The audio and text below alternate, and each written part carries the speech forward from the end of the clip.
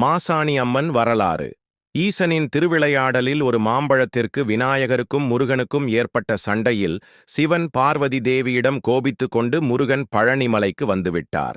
அதுபோலவே ஒரு மாம்பழத்தை சாப்பிட்ட பெண்ணுக்கு ஒரு மன்னன் மரண தண்டனை கொடுத்திருக்கிறார். செய்யாத தவறுக்காக இறந்த அந்த பெண் இன்னைக்கு தன்னை மாதிரியே வஞ்சிக்கப்பட்டவங்களுக்கு நீதி வழங்குற நீதி தேவதையாக மாசாணி அம்மன் என்கிற பெயரில் கோயில் கொண்டு அருளாட்சி செஞ்சுட்டு இருக்கிறாங்க. யார் இந்த மாசாணி அம்மன் அப்படிங்கிறதையும் அந்த கோவிலின் வரலாறு என்ன என்பதையும் தொடர்ந்து பார்க்கலாம் வாருங்கள். பொதுவாக நாம வழிபாடு செய்கின்ற கோயில்கள் அனைத்துக்கும் ஏதாவது ஒரு வகையில் தனி சிறப்பு வாய்ந்ததாக இருக்கும்.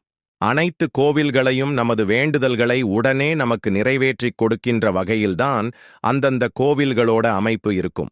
அந்த வகையில கோயம்புத்தூர் மாவட்டம் பொள்ளாச்சி பக்கத்தில் உள்ள ஆனைமலை மாசாணி அம்மன் நீதி தேவதையாக தன்னிடம் பிரச்சனைகளுடன் வருகின்றவர்களை அவர்களின் குறையை தீர்த்து வைக்கிறாங்க.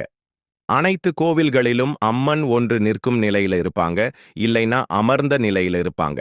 ஆனா இங்க இருக்கின்ற மாசாணி அம்மன் 17 அடி நீளத்தில் சயன நிலையில் பக்தர்களுக்கு காட்சி தந்து அருள் புரிகிறாங்க. இந்த மாசாணி அம்மனின் வரலாற்றை நாம முதலாவதாக பார்க்கலாம். முன்னொரு காலத்தில் ஆனைமலை நன்னூருங்கிற பெயரில் இருந்திருக்கு. இந்த பகுதியை நன்னன் என்ற ஒரு சிற்றரசன் ஆட்சி செய்து வந்திருக்கின்றான். ஒரு நாள் ஒரு முனிவர் மன்னரை பார்க்க வந்தவர் மன்னரிடம் ஒரு மாங்கனியை கொடுத்து, மன்னா, இது மிகவும் அபூர்வமான கனி. அதிக சுவையுள்ள இந்த மாங்கனியில் தெய்வ சக்தியும் உள்ளது. இதை நீங்க சாப்பிடுங்க. சாப்பிட்டு விட்டு அதனுடைய கொட்டையை ஆத்துல போட்டு விடுங்கள் சொல்லியிருக்கிறார். மன்னனும் அப்படியே செய்வதாக வாக்கு கொடுத்திருக்கிறார். ஆனால் மாங்கனியை சாப்பிட்டு அதோட சுவையில் மயங்கிய மன்னன் முனிவர் சொன்ன மாதிரி மாங்கொட்டைய ஆத்துல தூக்கி போடாம அரண்மனை தோட்டத்தில நட்டு வச்சு வளர்க்க ஆரம்பிக்கிறான். ரொம்ப கவனமா பாதுகாப்பாக வளர்த்து வந்ததால் அது பெரிய மரம் ஆயிடுச்சு. ஆனா அதுல ஒரு பிஞ்சு கூட வரல. பூக்களும் பூத்து காஞ்சு போய் உதிர்ந்து போயிட்டே இருந்திருக்கு. பொறுமை இழந்த மன்னன் அந்த மாங்கனிய கொடுத்த முனிவரை எங்க இருந்தாலும் தேடி கண்டுபிடிச்சு கூட்டிட்டு வாங்கன்னு ஆணையிடுறான். காவலர்களும் அந்த முனிவரை கண்டுபிடிச்சு அரண்மனைக்கு அழைச்சிட்டு வந்தாங்க. நடந்த விஷயத்தை தெரிஞ்சுக்கிட்ட முனிவர் மன்னன் கிட்ட, நான் உங்களுக்கு தந்தது மரத்துல இருந்து பறித்த மாங்கனி கிடையாது. பெரிய தவசீலரான என்னோட குருநாதர் என் மேல் இருந்த பிரியத்தினால் கொடுத்தது. முனிவராக இருக்கின்ற நான் அதை சாப்பிடுவதை விட நாடாளும் மன்னன் நீ சாப்பிடுறது நல்லதுன்னு நினைச்சுதான் நான் அதை உனக்கு கொடுத்தேன். நான் சொன்ன மாதிரி மாங்கொட்டைய ஆத்துல போடாம நட்டு வச்சு வளர்த்து பெரிய தவறு செய்து விட்டாய். அந்த மரத்துல ஒரு காய் தான் காய்க்கும், அது மட்டும்தான் பழுக்கும். மறுபடியும் காயோ பழமோ அந்த மரத்துல வராது.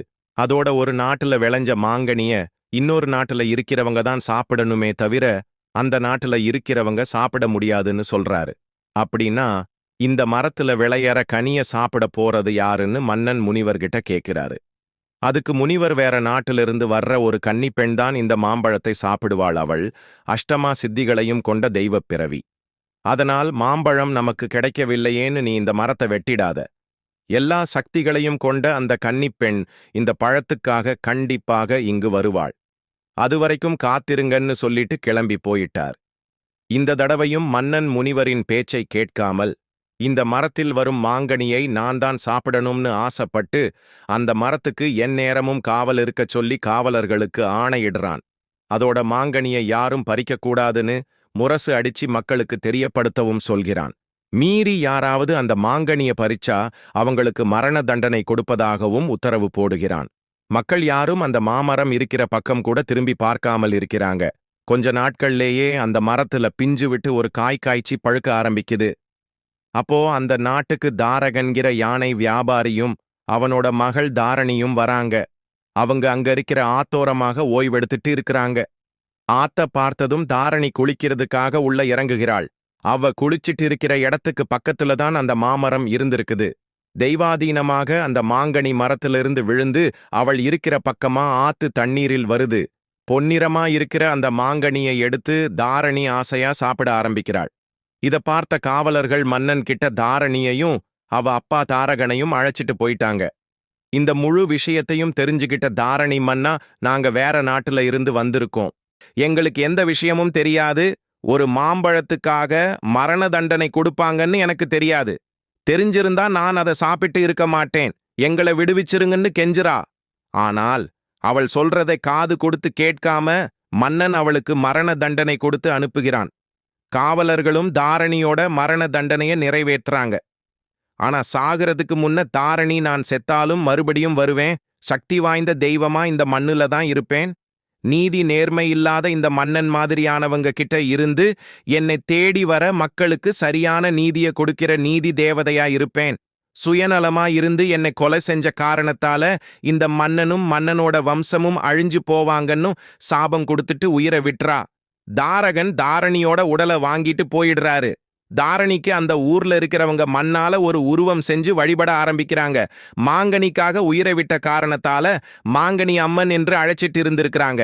கொஞ்ச காலம் போக போக அது மாசாணி அம்மன்னு மருவி இருக்குது. அதே நேரம் எதிரி நாட்டு படைகள் படையெடுத்துட்டு வந்து நன்னனையும் அவனோட வம்சத்தையும் பூண்டோட அழிச்சிடுறாங்க. இது ஒரு வரலாறா இருந்தாலும் இன்னொரு வரலாறு இருக்கிறதா இங்க இருக்கிற மக்கள் சொல்றாங்க. அது என்னன்னு பார்க்கலாம் வாங்க. ஆனைமலைக்கு பக்கத்துல இருக்கிற கிராமத்துல ஒரு தம்பதி வாழ்ந்துட்டு இருந்திருக்கிறாங்க. ஒருத்தர் மேல ஒருத்தர் உயிரையே வச்சிட்டு இருந்திருக்கிறாங்க. அந்த தம்பதியில் மனைவி கர்ப்பமா இருந்திருக்கிறாங்க. கணவன் மேல இருந்த அன்பால மனைவி தன் பிறந்த வீட்டுக்கு போகாம பிரசவத்தை கணவன் வீட்டிலேயே நடத்திக்கலாம்னு நினைக்கிறாங்க. பிரசவ நேரமும் நெருங்குது. பிரசவ வலி உண்டாகிடுச்சு. நேரமாக ஆக வலியும் அதிகமாகிட்டே போகுது. தன் மனைவி படுற கஷ்டத்தை தாங்க முடியாம மருத்துவச்சிய கூப்பிடுறதுக்காக கிளம்பின கணவனுக்கு அவளை தனியா விட்டுட்டு போகவும் அவனுக்கு பயமா இருந்திருக்கு.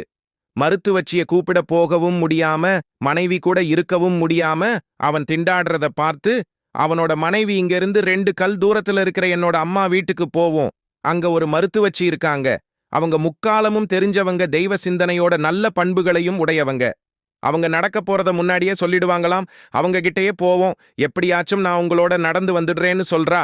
வெறு வழி இல்லாம 2 பேருமே கிளம்புறாங்க. மெதுவா நடந்து 1 மைல் தூரம் வந்து சேர்ந்துட்டாங்க. அதுக்கு மேல அவளால ஒரு அடி கூட எடுத்து வைக்க முடியாத அளவு வலி அதிகமாயிடுது. அங்கிருந்து பார்த்தா தூரத்துல வெளிச்சம் தெரிஞ்சுது. அத பார்த்துட்டு தன் கணவன் கிட்ட, என்னால ஒரு அடி கூட எடுத்து வைக்க முடியாது, அங்க வெளிச்சம் தெரியறத பார்த்தா யாராச்சும் இருப்பாங்கன்னு தோணுது, அங்க மருத்துவச்சி இருந்தா போய் கேட்டு கூட்டிட்டு வாங்கன்னு சொல்றா. கணவனும் அவளை இங்க உட்கார வச்சிட்டு வேகமா வெளிச்சம் இருக்கிற இடத்தை நோக்கி போறான்.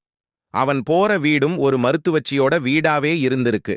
கதவை தட்டி அவர்கிட்ட நிலைமையை எடுத்துச் சொல்லி தேவையான மருந்துகளையும் எடுத்துட்டு உதவிக்கு கொஞ்சம் பேரையும் அழைச்சிட்டு மனைவி இருக்கிற இடத்துக்கு திரும்பி வர்றான் கணவன். ஆனா அங்க அவளோட மனைவிய காணோம். பதறி போய் தேட ஆரம்பிக்கிறப்போ பக்கத்துல அவனோட மனைவியும் பிறந்த குழந்தையும் இறந்து கிடந்திருக்கிறாங்க. அதை பார்த்து கணவன் கதறி அழ ஆரம்பிக்கும் போது, நான் கண்ட கனவு பழிச்சிடுச்சுன்னு மருத்துவச்சி சொல்றாங்க. உடனே எல்லாரும் என்ன கனவு கண்டீங்கன்னு கேக்குறாங்க. அந்த பெண்ணோட கணவனும் நடந்ததை மறைக்காம சொல்லுங்கன்னு கெஞ்சுறாரு. உடனே மருத்துவச்சி தான் கண்ட கனவை எல்லாருக்கும் சொல்ல ஆரம்பிக்கிறாங்க. நீ உன்னோட மனைவியை இங்க விட்டுட்டு வந்ததும் ஒரு கருப்பான கோர உருவம் அவளை நோக்கி வந்துச்சு. அதை பார்த்து பயந்து எந்திரிக்க முடியாம எந்திரிச்சு அவள் ஓட ஆரம்பிச்சா. ஆனா ஒரு அளவுக்கு மேல ஓட முடியாம என்னை விட்டுடுன்னு சொல்லி அந்த உருவத்திட்டம் கெஞ்சினா. அந்த கோர உருவம் அவள் சொல்றத கேட்காம அவளை துரத்திட்டே இருந்துச்சு. நடக்கும்போது அவ அங்கிருந்த மாட்டு சாணத்துல கால் வச்சு வலிக்கு விழுந்து உயிரை விட்டுட்டா.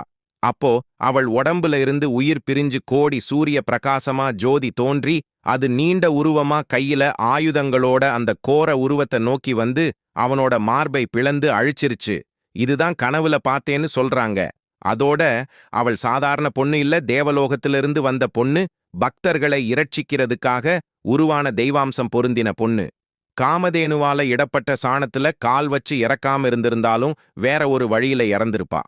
மாட்டு சாணத்துல கால் வச்சு வலிக்கு விழுந்து இறந்ததால மாசாணின்னு இந்த பெண் விளங்குவா.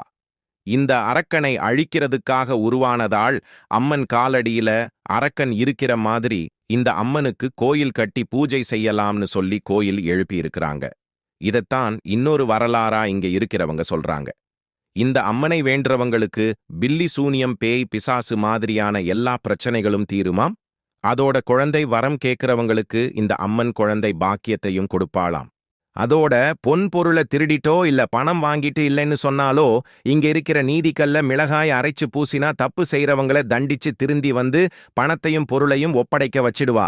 இந்த மாசாணி அம்மன் வாழ்க்கையில வஞ்சிக்கப்பட்டவங்களும் வியாபாரத்துல ஏமாந்தவங்களும் மனவேதனையோட இங்க வந்து மிளகாயை தங்களோட கையாலேயே அரைச்சு நீதிக்கல்ல பூசுறாங்க.